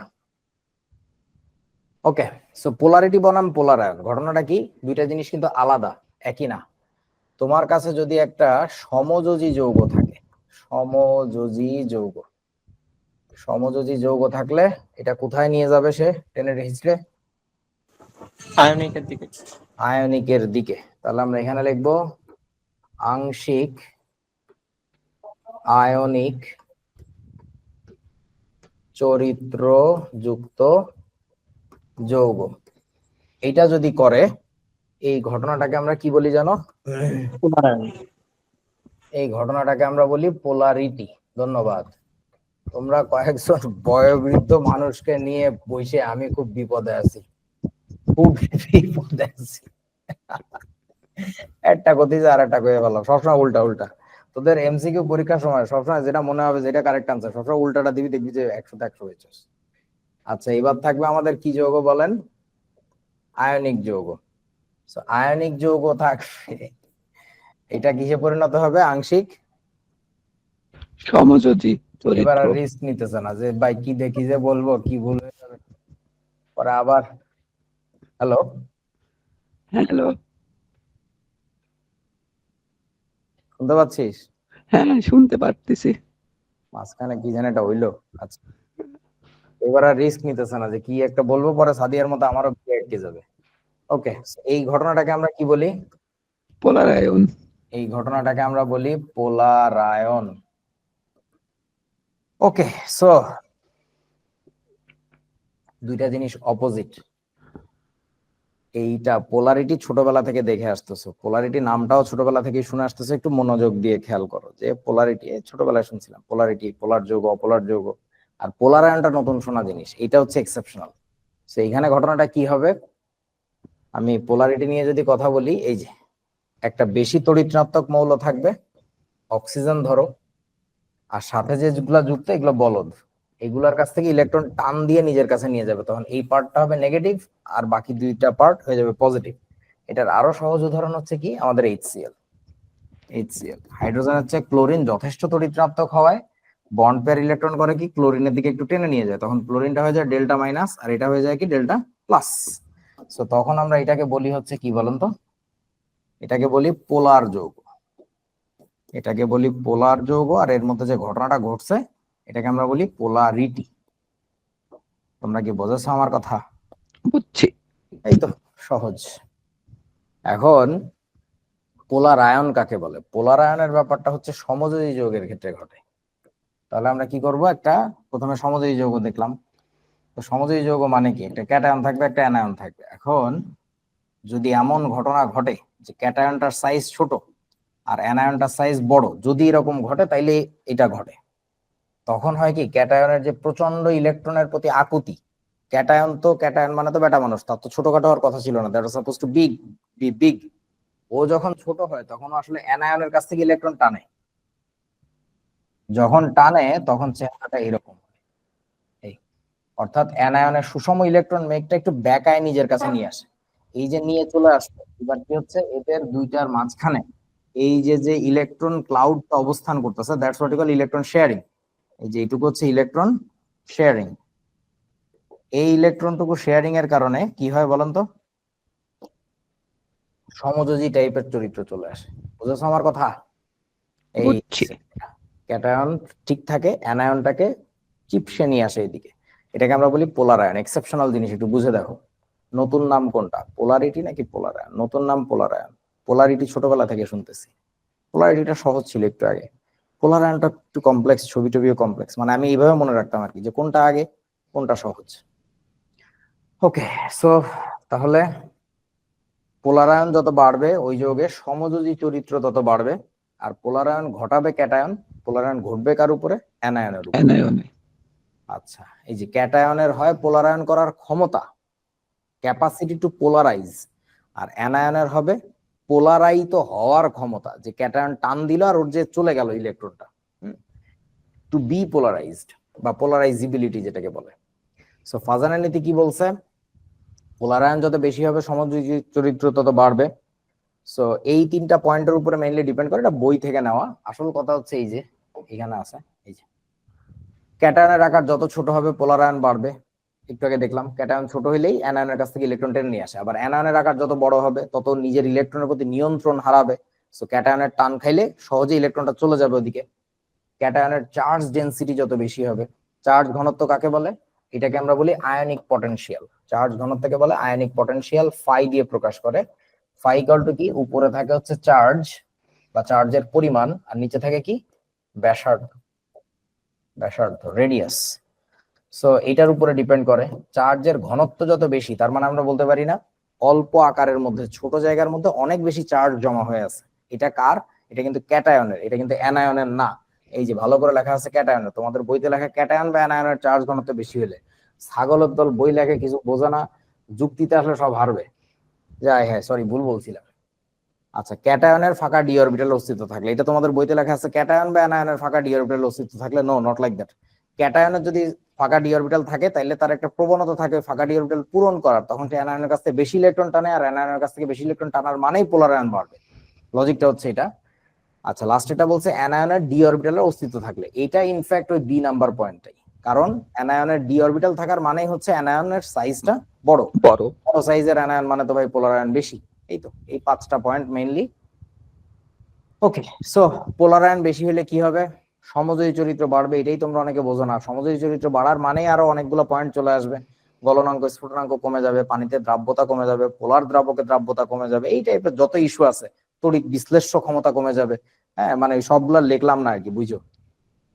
আচ্ছা, চলো, এই যে আয়নিক পটেনশিয়াল কাকে বলে? এই যে আয়নের আধান বা চার্জ ডিভাইডেড বাই আয়নের ব্যাসার্ধ, এটাকে আমরা বলি আয়নিক পটেনশিয়াল বা চার্জ ঘনত্ব। আয়নিক পটেনশিয়ালের আরেকটা নাম হচ্ছে চার্জ ঘনত্ব। এটা অ্যাডমিশনে আসে যে আয়নিক পটেনশিয়াল কোনটি, এটার আরেকটা নাম হচ্ছে চার্জ ঘনত্ব, চার্জ ডেনসিটি বলে। ফিজিক্সেও পড়ার কথা তোমাদের, সিগমা দিয়ে প্রকাশ করে মনে হয়। ওকে, সো ফাজানের নীতি, ফাজানের নীতির কতগুলো প্র্যাকটিস করতে হবে, এগুলো নিয়ে এমসিকিউ আসবে, এমসিকিউ না সিকিউতেই আসবে। সোডিয়ামের হ্যালাইড সমূহের আয়নিক ধর্মের তুলনা। তো সোডিয়ামের হ্যালাইড কারা? Sodium fluoride, sodium chloride, sodium bromide. বলো সবচেয়ে বেশি আয়নিক চরিত্রের কি হবে? ঠিক, গরুর দল। সবচেয়ে বেশি হবে নিচেরটা, সোডিয়াম আয়োডাইড। সবচেয়ে আয়নিক। তোদের একটু আগে বলছিলাম যেটা তোর মন চাবে সবসময় তার উল্টাটা দাগাবি। এই দেখ তার প্রমাণ, এটা হচ্ছে সবচেয়ে সমযোজী। আরে ছাগল, এখানে ক্যাটায়নটা কনস্ট্যান্ট না, এখানে ভ্যারি করছে কোনটা? ভ্যারি করছে হচ্ছে অ্যানায়ন। তো তাহলে ছোট থেকে আস্তে আস্তে অ্যানায়ন কি হয়েছে? বড় হয়েছে। বড় হয়েছে, তাহলে অ্যানায়ন গুলা বড় হইতে থাকলে কি হবে? এখানে পোলার আয়ন সমযোজী বাড়বে। বেশি হবে। আর সমযোজিতে চলে গেছে, এখানে পোলার আয়ন বেশি হবে।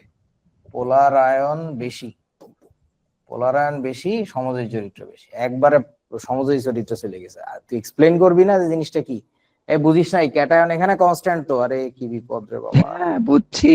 ক্যাটায়ন তো Na+ আছে, সব জায়গাতে একই Na+ই আছে। Na+ তো আর ভ্যারি করে নাই, ওরস হচ্ছে অ্যানায়নটা। এই যে Na+ এখানেও ছিল, এখানেও ছিল, সব জায়গায় একটা করে Na+ আছে। বাট অ্যানায়নের আকার বড় হয়ে যাওয়ার কারণে এটার পোলার আয়নটা বেশি। সো পোলার আয়ন বেশি মানে সমযোজী চরিত্র বেশি, তো শেষ। আচ্ছা, ক্ষার ধাতু সমূহের ক্লোরাইড, ক্লোরাইড সমূহের তুলনা। ক্ষার ধাতু কেডা? আমাদের sodium, sodium chloride, potassium chloride, তারপরে sodium, potassium, rubidium, caesium, francium. Francium লেখার দরকার নেই। আচ্ছা, প্রত্যেকটার এবার ক্লোরাইড নিছে, এবার অ্যানায়নটা কনস্ট্যান্ট, তার মানে ক্যাটায়নটা ভ্যারি করছে। তার মানে আমরা এবার কি লিখবো? ক্যাটায়ন হচ্ছে ধরো সোডিয়াম প্লাস যত বড়, পটাশিয়াম প্লাস কি আরো ভোটকা, রুবিডিয়াম প্লাস আরো বেশি আরো ভোটকা, ভোটকা। আর এখানে অ্যানায়নটা হচ্ছে কনস্ট্যান্ট, কোন একটা অ্যানায়ন আছে আর কি। এখন বলো পোলার আয়ন বেশি কোথায়, উপরেরটা না নিচেরটায়? যার আকার ক্যাটায়নের আকার ছোট হলে পোলার আয়ন বেশি হবে। এইখানে পোলার আয়ন বেশি, কারণ এটার চার্জ ঘনত্ব বেশি। অথবা বলা যায় ক্যাটায়নের আকার ছোট, দুইটা একই কথা আলটিমেটলি। সবগুলোর চার্জের পরিমাণ সমান, বাট এটা রেডিয়াস ছোট বলে এটা চার্জের ঘনত্ব বেশি, তার মানে এখানে পোলার আয়ন বেশি। এখানে পোলার আয়ন বেশি মানে এটা সমযোজী চরিত্র বেশি। তো সোডিয়াম ক্লোরাইড যে এত যে কড়া আয়নিক যৌগ হিসাবে চেনো, ওর চেয়েও সবল আয়নিক যৌগকে পটাশিয়াম ক্লোরাইড, তার চেয়েও আয়নিক যৌগ চরিত্র বিশিষ্ট হবে হচ্ছে রুবিডিয়াম ক্লোরাইড, এই আর কি। ওকে, তারপরে সিলভারের হ্যালাইড সমূহের পানিতে দ্রাব্যতার তুলনা। সিলভারের হ্যালাইড কে আছে? AgF, AgCl, AgBr আর হচ্ছে AgI। এদের মধ্যে আবার সেই ক্যাটায়নটা কনস্ট্যান্ট, অ্যানায়নটা বড় হচ্ছে। সো অ্যানায়ন যেহেতু এটা বড় হচ্ছে, এটা যেহেতু ভোটকা অ্যানায়ন, এটা যেহেতু শুটকা অ্যানায়ন, তাহলে এখানে কি বেশি বলেন? পোলার আয়ন বেশি। এটার পোলার আয়ন বেশি হওয়ার কারণে এটা সমযোজী চরিত্র সবচেয়ে বেশি হবে। ইনফ্যাক্ট এখানে এত বেশি সমযোজী চরিত্র চলে আসে সিলভার ক্লোরাইড থেকেই, যে এই যৌগগুলো একটাও পানিতে দ্রবীভূত হয় না। মনে আছে নিশ্চয়ই, এই প্রত্যেকটার অধক্ষেপ পড়ে। সিলভার ক্লোরাইডের অধক্ষেপ কি রকমের? সাদা রঙের অধক্ষেপ, এটা হালকা হলুদ, এটা আগে একদিন দেখাইছিলাম, হালকা হলুদ। আর এটা কি? গাঢ় হলুদ। ওকে, আমাকে একটু মনে করাই দিতে হবে আগামী ক্লাসে যেন তোমাদের অবশ্যই আমি আয়ন শনাক্তকরণ নিয়ে কথা বলি, ঠিক আছে? মানে এই ঠিক আছে। অধ্যায়ে কিন্তু দেখানোর কথা, আয়ন শনাক্তকরণ থেকে বেশ প্রশ্ন আসে, এটা আমি দেখাই নি, মনে আছে? আচ্ছা, তারপরে চলো সিলভারের হ্যালাইড সমূহের বর্ণের তীব্রতা, কোনটার কালার কেমন? এই বর্ণ তো লেখা আছে এখানে, আমি আর তাহলে বললাম না। হ্যাঁ, মনে রাখবা পোলার আয়ন যত বেশি মনে রাখবো আমরা পোলার আয়ন যত বেশি, পোলার আয়ন যত বেশি, বর্ণ তত তীব্র, গাঢ়, তীব্র বা গাঢ়, রংটা গাঢ় হয়ে যাবে। ওকে, চলো গ্রুপ 2 এর ক্যাটায়নের পোলার আয়নের মাত্রার ক্রম, এটা আগে একবার বলছিলাম মনে রাখতে, এখনো বলতেছি মনে রাখতে। এটা কোনোভাবে ভুলে গেলে কিন্তু বিপদ। এর উপর ডিপেন্ড করে দ্রাব্যতা এবং তাপ বিয়োজন নির্ভর করে আর কি। সো এটা কিভাবে মনে রাখবা জানি না, বাট মনে রাখবা, পরীক্ষায় আসবে মাস্ট, এমসিকিউর জন্য। আচ্ছা, বেরিলিয়াম ক্লোরাইডের তড়িৎ পরিবাহিতা ম্যাগনেসিয়াম ক্লোরাইডের চেয়ে কম হয়ে থাকে কেন? ওই যে বললাম, তড়িৎ পরিবাহিতা কম হওয়ার মানে কি, সমযোজী চরিত্র বেশি। কেন সমযোজী চরিত্র বেশি হচ্ছে? বেরিলিয়াম ক্লোরাইডের ক্ষেত্রে বেরিলিয়ামের যে আকার, আর ম্যাগনেসিয়াম ক্লোরাইডের ক্ষেত্রে ম্যাগনেসিয়ামের যে আকার, বলেন কি অবস্থা? বেরিলিয়ামের সাইজ ছোট, ম্যাগনেসিয়ামের সাইজ ভোটকা, এটাও 2+, এটাও 2+, তাহলে এখানে কি বেশি বলেন তো? পোলার আয়ন বেশি। সরি, কি বলতেছি, ক্যাটায়নের আকার ছোট হলে পোলার আয়ন বাড়ে, তাহলে এইখানে হচ্ছে পোলার আয়ন বেশি, পোলার আয়ন বেশি। পোলার আয়ন বেশি হওয়ার কারণে এর মধ্যে সমযোজী চরিত্র চলে আসে অনেক বেশি। এই কারণে যে বেরিলিয়াম ক্লোরাইডেরও সংকরায়ন বাইর করে বসে বসে তোমাদের বইতে। তারপরে ওই এটা লাগবে না, এই উপরের প্রশ্নটা লাগবে না। এটা দেখো, অ্যালুমিনিয়াম ক্লোরাইড উভধর্মী অক্সাইড হইলেও সিলিকন ডাইঅক্সাইড অম্লধর্মী অক্সাইড কেন? এই বস্তুটা, তাহলে পোলার আয়নের ক্ষেত্রে আরেকটা ব্যাপার একটু বলে দেই, বলি নাই যেহেতু। এই যে পোলার আয়ন যত বেশি, বর্ণ তত তীব্র বা গাঢ়, সেই সাথে আরো একটা জিনিস জেনে রাখো, এবং অম্ল ধর্ম তত বেশি। কারণ যত তোমার ক্ষার আছে সবই দেখো আয়নিক, ধাতু না থাকলে তো ক্ষার হয় না, তোমরা জানো। তো ধাতু থাকার মানে ওইটা হচ্ছে আয়নিক চরিত্র দেখাবে। আর যত অ্যাসিড আছে এরা সবাই মূলত সমযোজী। তো যত সমযোজী চরিত্র বাড়বে তার মধ্যে অ্যাসিডিক ক্যারেক্টার বাড়বে। তাহলে এই কারণেই দেখেন এখানে কি আছে আমাদের কাছে, ওই গেল এই যে অ্যালুমিনিয়াম অক্সাইড, এটা কিন্তু উভধর্মী, বাট অ্যালুমিনিয়ামের পাশের মৌলকে সিলিকন 14 নম্বর মৌল, এটা 13, এটা 14, জাস্ট এক ঘর ডানে গেছে। ডানে যাওয়ার ফলে কি হয়েছে, এই যে ক্যাটায়নিক যে পার্টটা সিলিকন, পজিটিভ পার্ট না সিলিকন, অক্সিজেন তো বেশি তড়িৎ, সো ওর আকার ছোট হয়ে যাওয়ার কারণে এখানে পোলার আয়নটা বেশি। এখানে পোলার আয়ন যত বেশি তার মধ্যে অম্লধর্ম চলে আসছে। মনে আছে কি, অপধাতুর অক্সাইড মেইনলি হচ্ছে অম্লধর্মী আর কি। So that is the explanation.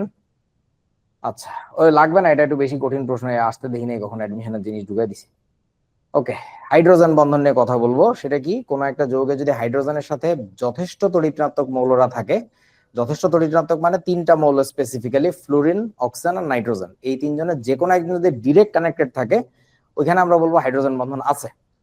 So তাহলে এক্সাম্পল কি হইতে পারে, HF একটা যৌগ হইতে পারে, পানি হইতে পারে, H2O2 হইতে পারে। সেটা বাসিস? জি ভাইয়া। একটু লিখে রাখতো বুকার্সে, এখন একটু দিয়ে রাখ। কেমিক্যাল বন্ডের চোথায় এই হাইড্রোজেন পারঅক্সাইডের হাইড্রোজেন বন্ধন নিয়ে একটা মজার ব্যাপার আছে, ওটা একটু ঢুকাইতে হবে, বুঝলে যাই বারবার। ভাইয়া আবার একটু বলবেন? হাইড্রোজেন পারঅক্সাইডের হাইড্রোজেন বন্ধন নিয়ে একটা মজার ব্যাপার আছে, ওটা ঢুকাইতে হবে আর কি। আচ্ছা, তারপরে ধরো অ্যালকোহলে থাকবে, তারপরে ধরো কার্বক্সিলিক অ্যাসিডে থাকবে, তাই না? তারপরে তোমার অ্যামোনিয়াতে থাকবে। ওই সিমিলার ঘটনা হাইড্রোজিনেও আছে, সেটা জি ভাইয়া, বুঝছি। ওটা একটু লিখে রাখিস। আচ্ছা, তারপরে ধরো অ্যামিনে থাকবে। এই তো এই টাইপের যৌগ দেখা মাত্র চিন্তা হবে যেখানে হাইড্রোজেনের সাথে হয় ফ্লুরিন অথবা অক্সিজেন অথবা নাইট্রোজেনের ডাইরেক্ট বন্ডিং আছে। আচ্ছা, তারপরে এবার চলো HF এর হাইড্রোজেন বন্ধন যদি এক্সপ্লেন করতে চাই, তাহলে কি হয়, আসলে H এর সাথে F এর যে বন্ধনটা থাকে সমযোজী, সেখানকার বন্ধন জোড় ইলেকট্রন একটু ফ্লুরিনের দিকে চলে যায়। এটাকে আমরা কি বলি, পোলারিটি নাকি পোলার আয়ন? আবির, ভাইয়া এখানে যে বন্ধন জোড় ইলেকট্রন আছে এটা যে ফ্লুরিনের দিকে চলে গেল, এটাকে আমরা কি বলি, পোলারিটি নাকি পোলার আয়ন, কোনটা? রেজওয়ান ঘুমাইতেছে। এটা পোলারিটি। পোলারিটি, আচ্ছা। সেই যে পোলার যৌগ হয়ে গেল, এখন HF তো আর পাত্রের মধ্যে এক পিস নাই, লাখ লাখ কোটি কোটি পিস আছে। তো এদের যে কোনো এক অণুর প্লাস প্রান্তের সাথে আর এক অণুর যে মাইনাস প্রান্তের একটা দুর্বল বন্ধন তৈরি হয়, যেটাকে আমরা ডট ডট দিয়ে প্রকাশ করি, এটাকে আমরা বলি হচ্ছে হাইড্রোজেন বন্ধন। হাইড্রোজেন বন্ধন কিন্তু এটা না, এটা হচ্ছে সাধারণ সমযোজী বন্ধন, এটা হচ্ছে হাইড্রোজেন বন্ধন। এখন হাইড্রোজেন বন্ধন কয় প্রকার? 2 প্রকার, একটা হচ্ছে আন্তঃআণবিক আর একটা হচ্ছে অন্তঃআণবিক। HCl এর মধ্যে হাইড্রোজেন বন্ধন নাই। কেন নাই? কারণটা হচ্ছে এইখানে হাইড্রোজেন বন্ধন নাই। কারণটা হচ্ছে HCl এর মধ্যে ডাইপোল ডাইপোল আকর্ষণ বল আছে, কিন্তু that attractive force is not enough to form A bond. একটা বন্ধন হইতে গেলে যথেষ্ট আকর্ষণ বল লাগে, যেটা HCl এর ক্ষেত্রে হয় না, কারণ ক্লোরিন কম তড়িৎ ঋণাত্মক। সো তিনটা বিশেষ মৌল থাকলে আমাদের হাইড্রোজেন বন্ধন পাবো, একটা হচ্ছে ফ্লুরিন অথবা অক্সিজেন অথবা নাইট্রোজেন আর কি। ওকে, সো এরপরে চলো কি আছে আমাদের, এই যে HCl এ হাইড্রোজেন বন্ধন নাই, আছে হচ্ছে ডাইপোল ফোর্স লেখা আছে। হাইড্রোজেন বন্ধনযুক্ত যৌগসমূহ ডেফিনেটলি গলনাঙ্ক স্ফুটনাঙ্ক বেশি হবে, পানিতে দ্রাব্যতা বাড়বে। শুধু পানি না, যে কোনো পোলার দ্রাবকেই দ্রাব্যতা বাড়বে, কারণ আলটিমেটলি হাইড্রোজেন বন্ধন থাকার মানে ওখানে চরম পোলারিটি তৈরি হয়েছে, বেশ ভালো মাত্রার পোলারিটি। আর পোলার যৌগ তো পানি নিজেও বা যে কোনো পোলার যৌগে বেশি দ্রবীভূত হবে। আন্তঃআণবিক আকর্ষণ বল আপেক্ষিকভাবে বেশি হবে। সান্দ্রতা এটা লাগে না ফিজিক্সের জন্য বলছি, পানিতে দ্রাব্যতা আপেক্ষিকভাবে বেশি হবে, পানি বা যে কোনো পোলার দ্রাবকে। এই যে এই প্রশ্নগুলা ফাউল প্রশ্ন, এগুলো আসে পরীক্ষায়, এগুলো আসলে হাইড্রোজেন বন্ধনের কারণ দেখায় ছেড়ে দিতে হয়। সাধারণ তাপমাত্রা HF তরল হলেও হ্যালোজেনের বাকি হাইড্রোসিড গুলা গ্যাসীয় কেন? হ্যালোজেনের বাকি হাইড্রোসিড মানে কি, কাদের কথা বলতেছে? HF, HCl, HBr, আর একটা কি বলেন তো, HI। HI এইগুলা কি অবস্থা? এখন এইটার মধ্যে তোমার হাইড্রোজেন বন্ধন আছে, এই সব জায়গায় হাইড্রোজেন বন্ধন নাই, এই ফালতু উত্তর দেখাতে, এগুলো সঠিক উত্তর না, তোমাদের একাডেমিকে ডিটেল আলোচনা করছি, বাট এই বইতে আছে, এই লেখা লাগবে। সাধারণ তাপমাত্রায় পানি তরল H2S গ্যাস কেন? এখানে হাইড্রোজেন বন্ধন আছে, এখানে হাইড্রোজেন বন্ধন নাই, এই। আচ্ছা, অ্যামোনিয়ার ফসফিনের মধ্যে কোনটির স্ফুটনাঙ্ক বেশি বলেন? অ্যামোনিয়ার বেশি হবে নাকি ফসফিনের হবে? হাইড্রোজেন বন্ধন আছে কোথায়? অ্যামোনিয়াতে আছে, সো অ্যামোনিয়ার স্ফুটনাঙ্ক গলনাঙ্ক বেশি হবে, ফসফিনের কম হবে। বুঝতে পারছিস? হ্যাঁ লাস্ট এটা বলছে হ্যালোজেন হাইড্রোসিড সমূহের মধ্যে স্ফুটনাঙ্কের ক্রম দেখো, ওই যে ওইটাই তো দেখাইলাম আর কি। এটার স্ফুটনাঙ্ক সবচেয়ে বেশি হবে, যত নিচে যাবে তত স্ফুটনাঙ্ক কমবে, কারণ সমাজের চরিত্র বাড়তেছে। ওকে, সো হাইড্রোজেন বন্ধন হচ্ছে দুই প্রকার, একটা হচ্ছে অন্তঃআণবিক ইন্ট্রামলিকুলার, আর একটা হচ্ছে আন্তঃআণবিক ইন্টারমলিকুলার। সো দুইটা অণুর মধ্যে যদি হয়, দুইটা ডিফারেন্ট অণু, তাহলে তাকে কি বলবো? আন্তঃআণবিক। আর একই অণুর দুইটা জায়গায় যদি ঘটে, তাকে বলবো অন্তঃআণবিক। একটু বুঝে বলেন তো, HF এরটা কি ছিল? HF এরটা কি আন্তঃআণবিক ছিল নাকি অন্তঃআণবিক ছিল? বলো। HF একটু আগে যেটা দেখাইছিলাম, আন্তঃআণবিক। ওইটা ছিল আন্তঃআণবিক, ওইটা ছিল আন্তঃআণবিক। সো এবার প্যারানাইট্রোফেনল আমরা একটু দেখে আসি, কোথায় জানি আছে, এই যে অর্থনাইট্রোফিনল আর প্যারানাইট্রোফিনল। অর্থনাইট্রোফিনল মানে কি? অর্থ পজিশনে একটা নাইট্রোমূলক থাকবে, তাহলে N সন্নিবেশ বন্ধন ডাবল বন্ড ও ফিনল মানে কি OH। আর আরেকটা হচ্ছে প্যারানাইট্রোফিনল, তার ক্ষেত্রে কি হবে আমাদের এখানে, এই বস্তুটা নিয়ে চলে আসবো আমরা এই জায়গায়, ওমা সরি, এই যে এখানে, এই তো হইছে একরকম। সো এখন ঘটনা হচ্ছে, বলো তো আমাকে একটু, এখানে কি হয়? এখানে এই পার্টটা হচ্ছে ডেল্টা প্লাস প্লাস, এই পার্টটা হচ্ছে ডেল্টা মাইনাস মাইনাস, তখন এদের মধ্যে একটা দুর্বল বন্ধন তৈরি হয়, এটাকে আমরা বলতেছি অন্তঃআণবিক। অন্ত, ওইখানে কি সম্ভব এটা? এখানে এটা সম্ভব না, এই দুইটা প্রান্ত অনেক দূরে, তার মানে এটা কি হবে বলেন তো? আন্তঃআণবিক। বুঝছিস? হ্যাঁ বুঝছি। অর্থাৎ এটা পাশের অণুর কোন এক প্রান্তের সাথে যে যুক্ত হবে, এটা আর এক প্রান্তের সাথে যে যুক্ত হবে, বাট এরা যে নিজেদের মধ্যে কানেক্ট হয়েছে, এটাকে আমরা বলছি অন্তঃআণবিক। তাহলে বলেন কোনটার গলনাঙ্ক বেশি হবে, অন্ত নাকি আন্ত?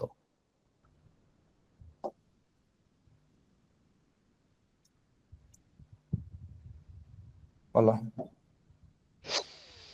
আন্তর বেশি হবে না? কেন আন্তর বেশি হবে বোঝা নাই?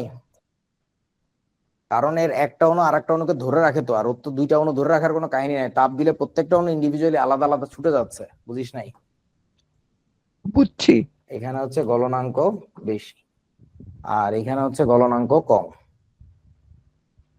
গলনাঙ্ক সাদিয়া আসছে নাকি আবার? নেটের সমস্যার জন্য আর কি চলে গেছিলাম। হ্যাঁ, বিয়ে করে আসছে আর কি। এই যে দেখো, ওর বিয়ের কার্য সম্পাদিত হয়েছে, কবুল বলে দিছে কাজী, আর ঘোমটা মোমটা ফেলায় দে দৌড়। আরে আরিফ ভাইয়ের ক্লাস হচ্ছে, রাগ বেটা তোর বিয়ে। আচ্ছা, এই যে দেখো, এইটা হচ্ছে 114 আর এইখানে হচ্ছে 45, তার কারণটা বুঝছো তো? মানে তোমার গলনাঙ্ক মানে কি রে বাবা, অণুগুলাকে দূরে দূরে নিব, তো অণুগুলা তো কানেক্টেড একজন আরেকজনের সাথে, দ্যাটস এখানে গলনাঙ্ক বেশি আর এখানে গলনাঙ্ক কম। বুঝেছো? হ্যাঁ বুঝছি। ওকে, দেখবা এটা লোরেস ছবি বোঝা যায় না। হাইড্রোজেন বন্ধন বরফ পানিতে ভাসে কেন? বইতে উত্তর দেওয়া আছে, টেস্ট পেপারে দেখা আছে, বুলশিট কথাবার্তা লিখে দিয়ে দিবা। এই প্রশ্নের উত্তর করার মতো ক্যাপাবিলিটি আমাদের ইন্টারমিডিয়েট জ্ঞানে নাই। মানে এটার জন্য বরফের 3D যে হেক্সাগোনাল শেপটা থাকে, যে ল্যাটিস স্ট্রাকচারটা লাগে, ওটার বিশেষ বিশ্লেষণ লাগবে, যেটা ফিজিক্সের তোমার সলিড স্টেট ফিজিক্স বলে একটা টপিক আছে অনার্সে পড়ে, ওইখানে বা আমাদের সমাজে ক্রিস্টালোগ্রাফি ছিল, সেটার আনসার। তার সাথে হাইড্রোজেন বন্ধন কানেক্টেড, বাট যেভাবে আমাদের বইতে গাজাগুড়ি কথাবার্তা লেখে ব্যাপারটা ওইরকম না। সো আমি এটা নিয়ে কথা বলতেছি না, সোজা কথা ভাই, হাইড্রোজেন বন্ধন থাকে বলে দিবা যে তরল অবস্থায় 3টি করে বন্ধন থাকে না, কি জানি লেখা আছে বইতে দেখবা, আর কঠিন অবস্থায় 6টি করে বন্ধন হয়ে যায় যখন বরফ গঠিত হয়। সো অতিরিক্ত হাইড্রোজেন বন্ধনের কারণে ওইখানে যে ত্রিমাত্রিক শেপটা তৈরি হয়, তার ফলে ওর ভরটা একই থেকে আয়তনটা বড় হয়ে যায়। আয়তন বড় হয়ে যাওয়ার মানে কি? ঘনত্ব কমে যাও। ঘনত্ব কমে যায় বলে বরফ পানিতে ভাসে। এই আলতু ফালতু কথাবার্তা। আচ্ছা, তারপরে কি? ভ্যান্ডার ওয়ালস বল, এগুলো পরীক্ষায় আসবে না, তবে 1 নম্বরের হাইড্রোজেন প্রশ্নে আসতে পারে। ক্লোরাইড আর পানির মধ্যে কার স্ফুটনাঙ্ক বেশি হবে? ওইটা আছে প্রশ্নে, দেখাচ্ছি। আচ্ছা, কই যাচ্ছিলাম? কই? ভ্যান্ডার ওয়ালস বল, এটা 1 নম্বরের প্রশ্নে আসতে পারে যে ভ্যান্ডার ওয়ালস বল কি। অপোলার সমযোজী অণুর মধ্যে যে বিশেষ ধরনের একটা বল কাজ করে তাকে বলে ভ্যান্ডার ওয়ালস বল। এইখানে লেখা আছে, দেখো, এই যে অপোলার সমযোজী অণু সমূহের মধ্যে, মানে কি, তোমার ধরো হাইড্রোজেন, এটা একটা অপোলার সমযোজী অণু। তো এর মধ্যে তো একটা বল আছে, যে বলটা আমরা এক্সপ্লেইন করতে পারতেছি না, but still now that's a force. ওই ফোর্সটাকে আমরা বলি হচ্ছে ভ্যান্ডার ওয়ালস বল। সো ভ্যান্ডার ওয়ালস বলটা আসলে 4টা বিশেষ বলের সমষ্টি। সো সেই 4টা বিশেষ বল কি এখানে দেখাইছে? দেখায় নাই। লন্ডন বল নিয়ে কথা বলতেছে। সেটা হচ্ছে পাশাপাশি যদি তুমি দুটো পরমাণু চিন্তা করো বা অণু, তাইলেই বুঝবা এর যে ক্যাটায়ন বা নিউক্লিয়াস, ক্যাটায়ন না, দুইটা নিউক্লিয়াস পরস্পরকে কি করে বলেন তো? বিকর্ষণ। বিকর্ষণ। আবার এর ইলেকট্রন মেঘ আছে, এর ইলেকট্রন মেঘ আছে, ইলেকট্রন মেঘগুলা পরস্পরকে করে বিকর্ষণ। আবার এর যে নিউক্লিয়াস, সে ওর ইলেকট্রনকে করে আকর্ষণ। আবার এর যে নিউক্লিয়াস, সে ওর ইলেকট্রনকে করে আকর্ষণ। তাহলে 4টা ফোর্স হইলো না? এই যে ফোর্স 4টা যদি আমরা নাম দিয়ে ফেলি, ধরো এটা F1, F2, F3, আর একটা হচ্ছে F4। সো এই যে ভেক্টর চিন্তা করতে হবে আর কি, মানে এখানে F1 প্লাস হচ্ছে F2 প্লাস হচ্ছে F3 প্লাস হচ্ছে F4, এই 4টার যে সামেশন, এই সামেশনটাকে আমরা কি বলি বলো তো বন্ধু? এইটাই হচ্ছে van der Waals force. Van der Waals force basically 4টা ফোর্সের কম্বাইন্ড ইফেক্ট। হ্যাঁ, যে কিছু বিকর্ষণও আছে, কিছু আকর্ষণও আছে, বাট এর মধ্যে মিলে যে লব্ধি বলটা হয়, সেই লব্ধি বলটাকে বলে ভ্যান্ডার ওয়ালস ফোর্স। ভাইয়া নেট ফোর্স 0 হবে না? নেট ফোর্স 0 হইলে তো এটা টিকবে না। তো নেট ফোর্স 0 হইলে তো কাছে থাকতো না। নেট ফোর্স কিছু একটা পাই আমরা, ওইটাকে আমরা বলি ভ্যান্ডার ওয়ালস ফোর্স। বুঝো নাই? বুঝছি। পোজ, তোকে আবিরের কাছে বসতে দিছি, তুইও গোসল করস না, আবিরও গোসল করে না, দোনোটার গায়ে গন্ধ, তাহলে কি একটু দূরত্ব বজায় রাখবি না? কিন্তু দুইজনের মধ্যে তো আবার বন্ধু বন্ধু একটা ব্যাপার আছে, তাহলে আবার একটু কাছেও আসবি। এমন একটা দূরত্ব বজায় রাখবি যে দূরত্বে তোদের সাম্য দূরত্ব বলো এটাকে, ফিজিক্সে পড়ার কথা, স্থিতিস্থাপকতার মধ্যে পড়েছো? জি ভাইয়া, অনেক সুন্দর কনসেপ্ট। এই যে একজন জ্ঞানী ছোট্ট শিশু বলে দিল টুপুস করে বেফাস একটি কথা, অনেক সুন্দর কনসেপ্ট। এই যে তোমাদের মধ্যে যে দূরত্বটা বজায় রেখে অবস্থান করতেছো, যেখানে গন্ধের পরিমাণ সর্বনিম্ন, ভালোবাসার পরিমাণ সর্বোচ্চ সহনীয় পর্যায়ে আছে। সর্বোচ্চ পর্যায়ে আছে বলা যাবে না, যত কাছে যাবা তত আরো ভালোবাসা বাড়বে, কিন্তু গন্ধও তখন বাড়তেছে। দুইটার মধ্যে কম বেশ করি তুমি একটা বোঝা নাও যে এই দূরত্বে থাকে, কাছে আসিস না, ও দূরেও যাইস না। ওই দূরত্বটাকে আমরা বলি সাম্য দূরত্ব। ওই যে একটা গ্রাফ আছে না, নাইমে আবার ওঠে, মনে আছে? এই গরুরা, ওই তো। এই বুঝছিস রেজওয়ান? জি ভাইয়া বুঝছি। এখানে নিট ফোর্স 0 হবে না বাবা। ওকে, এবার আসো বন্ধু, কি বলছে এখানে? অণুসমূহ খুব কাছাকাছি আসলে এই বল ক্রিয়াশীল হয়, কারণ কাছে না আসলে বন্ধুত্বটা টের পাওয়া যায় না, কারণ এখানে তো প্লাস মাইনাস প্রান্ত কাজ করতেছে না। তো সমযোজী বন্ধন শক্তির চেয়ে এই বল দুর্বল। তাহলে বুঝছো কত দুর্বল, ওই জিরোর ধারে কাছে, বাট এটা অ্যাকচুয়ালি জিরো না।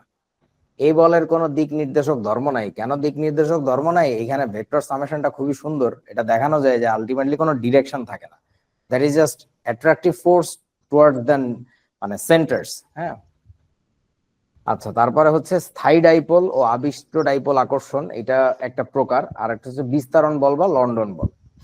সো স্থায়ী ডাইপোল মানে কি? মানে ধরো তোমার HCl অণু, ওইখানে তোমার স্থায়ীভাবে প্লাস মাইনাস তৈরি হয়। হাইড্রোজেন অণু এই ক্ষেত্রে তো আর প্লাস মাইনাস তৈরি হবে না। সো হাইড্রোজেন অণু, অক্সিজেন অণু, নাইট্রোজেন অণু, এদের ক্ষেত্রে পাবো হচ্ছে আমরা লন্ডন বিস্তারণ বল। আর যাদের ক্ষেত্রে স্থায়ী ডাইপোল তৈরি হয়, HCl, HF, এদের ক্ষেত্রে আমরা পাবো হচ্ছে স্থায়ী ডাইপোল বা আবিষ্ট ডাইপোল যেটাকে বলে আর কি। আচ্ছা, চলো এবার তাহলে আমরা একটু দেখে আসি লন্ডন বিস্তারণ বল কি জিনিস। লন্ডনে যে বল থাকে বিস্তারিত হয়ে, তাকে বলে লন্ডন বিস্তারণ বল। এটা একজন ভদ্রলোক আবিষ্কার করছে, তার নাম হচ্ছে ফ্রিটজ লন্ডন। এই বেটার আরো কিছু মজার মজার আবিষ্কার আছে, যদি উইকিপিডিয়া ঘেটে পড়ো ভালো লাগবে আর কি। ওগুলা ঘাটার সময় কই, টিকটক এটাই টাইম পাই না এখন। দেখো সেটা হচ্ছে এই ঘটনাটা কি হয়, এই যে একটা হাইড্রোজেনের পরমাণু, পাশে আর একটা হাইড্রোজেনের পরমাণু ছিল, তো এদের মধ্যে আমরা জানি এক জোড়া বন্ধন জোড় ইলেকট্রন থাকে। তো যদিও আমাদের মনের কল্পনায় ভাষা এরকম যে বন্ধন জোড় ইলেকট্রনটা মানে যা বইসে থাকে, আসলে তো এই যা বইসে থাকে না। ওরা কি করে আসলে বলেন তো? এই দুইটা পরমাণুর বাইরে দিয়ে এরকম করে ঘোরে।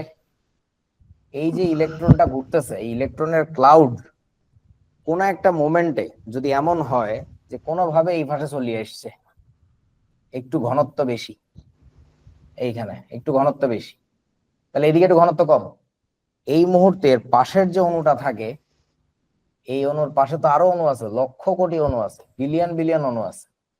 এই ইলেকট্রনকে আসতে দেখে এই ইলেকট্রনগুলো একটু এদিকে শিফট হয়েছে। তার মানে তোমরা কি বুঝতেছো, এই মুহূর্তে এই পাশের পরমাণুটা কিছু সময়ের জন্য প্লাস হয়েছে, এটা মাইনাস, তখন আবার এইটা প্লাস বানায় ফেলাইছে, এটা মাইনাস। মানে ঠপাস করে পুরো পাত্রের যত স্যাম্পল ছিল, যত গ্যাস ছিল, তারা সবাই না এইভাবে প্লাস মাইনাসে আবিষ্ট হয়ে যায়।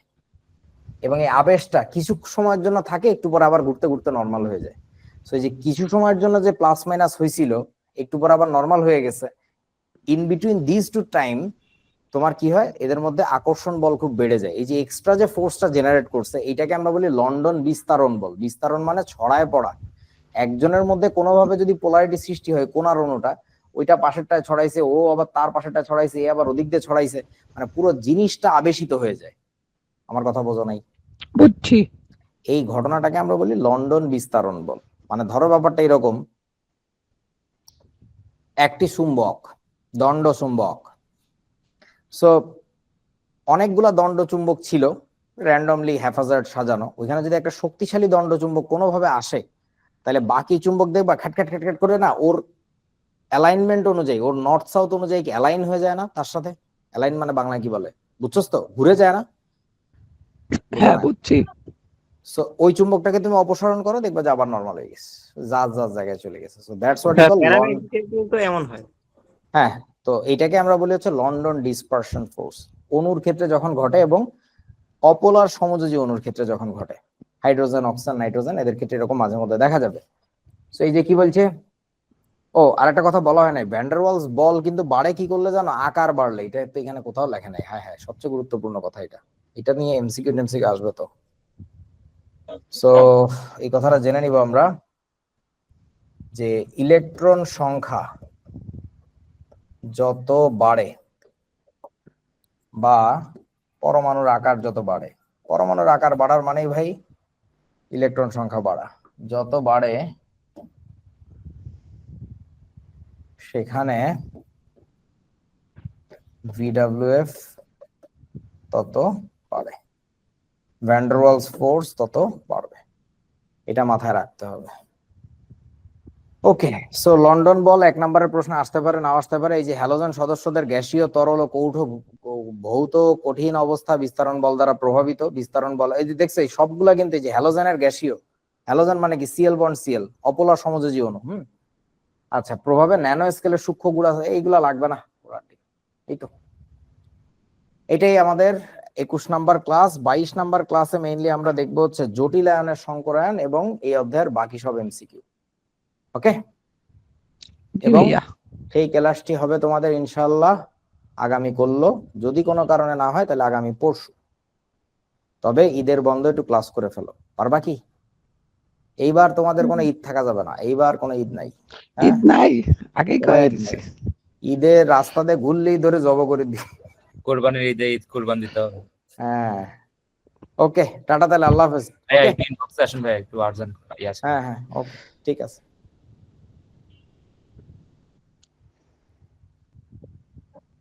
Ay, ay. Hey, Pilio y lo que fue.